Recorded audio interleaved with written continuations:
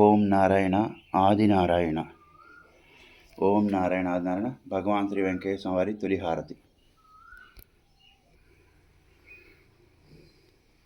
ఓం నారాయణ ఆది నారాయణ. ఓం నారాయణ ఆది నారాయణ. ఓం నారాయణ ఆది నారాయణ. ఓం నారాయణ ఆది నారాయణ. ఓం నారాయణ ఆది నారాయణ. ఓం నారాయణ ఆది నారాయణ. ఓం నారాయణ ఆది నారాయణ.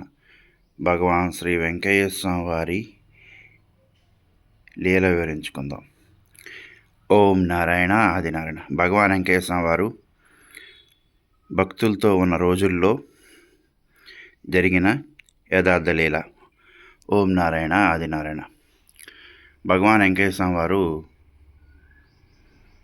గురించి లీల వివరించుకుందాం.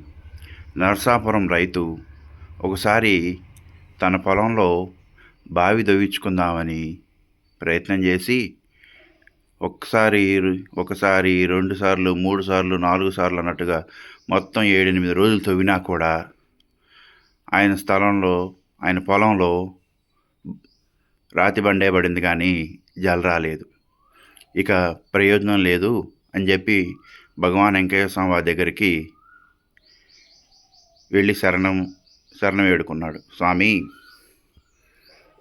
నేను నా ప్రయత్నంగా 7-8 రోజులు మనుషులను పెట్టి బావి తవ్వించాను, నీరు పడలేదు, బండే పడింది. నా పరిస్థితి చాలా ఖర్చు అయిపోయింది, నా ఖర్చు మించిపోయింది, ఇక మీరే దయ చూపించండి స్వామి అంటే అప్పుడు వెంకయ్య స్వామి వారు, అయ్యా పోదాం పద నీ పొలం దగ్గరికి అని స్వామివారు వచ్చి అక్కడ బావిలో దిగి కొద్దిసేపు బావిని పరిశీలించి ఒక కొబ్బరికాయ కొట్టి కొంచెం బావి తవ్వి స్వామివారు బయటకు వచ్చేసారు. వచ్చి స్వామి రైతుతో అంటున్నారు, అయ్యో జల బాగా సమృద్ధిగా ఉందయ్యా, బాగా ఉంది, జలం చాలా సమృద్ధిగా ఉంది అని చెప్పారు. అని చెప్పి రేపు పొద్దున వచ్చి చూడయ్యా, నీకు అంతా బంగారమే అన్నారు స్వామి. అట్లాగా స్వామి అక్కడ కొబ్బరికాయ కొట్టి కొంచెంతో వెళ్ళిపోయిన తర్వాత ఆ రైతుకి కొంచెం ధైర్యము, కొంచెం స్వామి మీద భక్తిభావంతో అట్లాగే నమ్మకంతో ఇంటికి వెళ్ళిపోయాడు. తెల్లారి వచ్చేసరికి బావిలో నీరు ఊరింది. అప్పుడు అతని సంతోషానికి అవధులు లేవు. అప్పుడు అనుకుంటున్నాడు, మానవ ప్రయత్నం నేను చేశాను, తర్వాత మానవ ప్రయత్నానికి అది ఫలితం రాలేదు కాబట్టి భగవంతుడి యొక్క అనుగ్రహాన్ని పొందడానికి నేను భగవాన్ వెంకయ్య స్వామి దగ్గరికి వెళ్ళాను. ఆయన దయ వల్ల ఆయన వచ్చి కొబ్బరికాయ కొట్టి మరి నాకు దీవించారు. ఎందుకు దీవించారు? నా వెనకాల కుటుంబం ఉంది, నా కుటుంబాన్ని ఇబ్బందులు పాలు కాకుండా సరే పదయ్యా మీ పొలం వెళ్దామని చెప్పి నా వెంట వచ్చి ఒక కొబ్బరికాయ కొట్టి స్వామివారి యొక్క ఆశీర్వదించి ఆ బండ ఎంత తోయిన బండ వచ్చే ఆ భూమిలో స్వామివారి యొక్క పాదంతో ఆయన యొక్క అభయహస్తంతో కొబ్బరికాయ కొట్టి ఆయన దీవించడం మూలాన తెల్లారో చూసుకోయ్యా అన్నారు. నేను అట్లాగే స్వామివారిని మీద నమ్మకంతో తెల్లారో చూస్తే బావి నిండా నీరు ఊరింది. అంటే ఇక్కడ భగవాన్ వెంకయ్య స్వామి వారు ఏమి అంటున్నారంటే, ముందల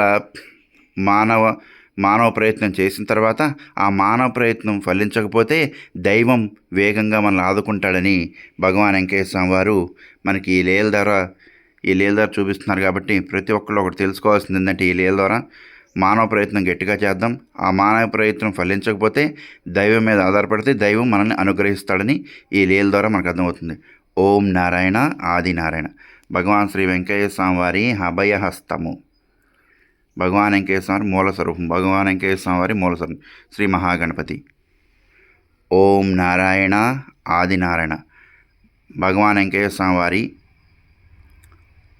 ప్రతి శనివారం హోమం అనంతరం భగవాన్ వెంకయ్య స్వామి మూల స్వరూపంతో యూట్యూబ్ ఛానల్లో స్వామివారి మహిమ పెడుతున్నాను. అట్లాగే ప్రతి శనివారం సంగం జాగరముడి అభయ వైకుంఠాశ్రమంలో ప్రతి శనివారం అన్నదాన కార్యక్రమం జరుగుతుంది, హోమం జరుగుతుంది, భజనలు జరుగుతున్నాయి, సత్సంగం జరుగుతున్నాయి. ఓం నారాయణ ఆది నారాయణ. తెనాలి నుండి సంగంజాలమూడి గ్రామం 7 కిలోమీటర్లు. తెనాలి నుండి గుంటూరు వైపు వెళ్ళే మార్గంలో సంగంజాలమూడి గ్రామం ఉంది.